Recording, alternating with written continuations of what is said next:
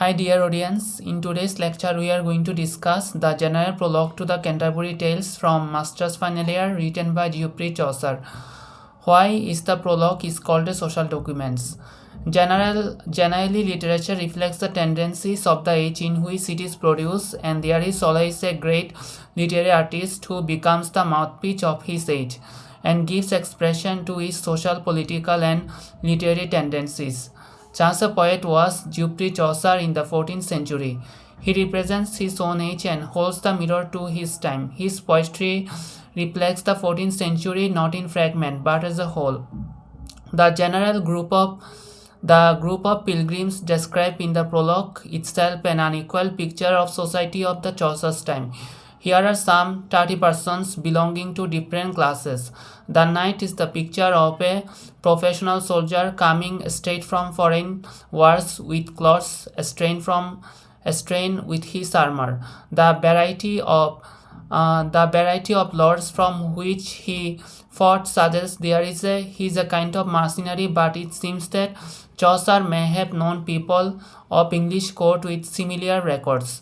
His son, Esquire, by contrast, an elegant young man about court with fashionable clothes and romantic skill of singing and dancing. The yeoman is a skilled servant in the charge of the knight's land. His dress is described in detail but not his character. The clerical estate present a much less worthy trio. The prioress, the monk, and the friar. Like most prioress in the Middle Ages, he has the manners of upper class. Her tendency to the dogs and the ambiguous motto on rosary amuse the readers. The clerk and the parson were members of the secular clergy. Chaucer's clerk devoted to the pursuit of knowledge. He is devout and morally above reproach. By pointing out that he is a poor and his horse is lean, the poet seems to imply that honesty and integrity did not pay dividend in the age. This character offers a contrast to the corrupt and hypocritical and affected personage from orders priests, free from the faults both of the regular clergy and some parish priests. He cares for the parishioner rather than himself. He is free from hypocrisy and greed of some of the fellow pilgrims. Chaucer also portrays two officials, the summoner and the pardoner. He is aware of the weakness of the church official, their love of money, corruption, and materialism.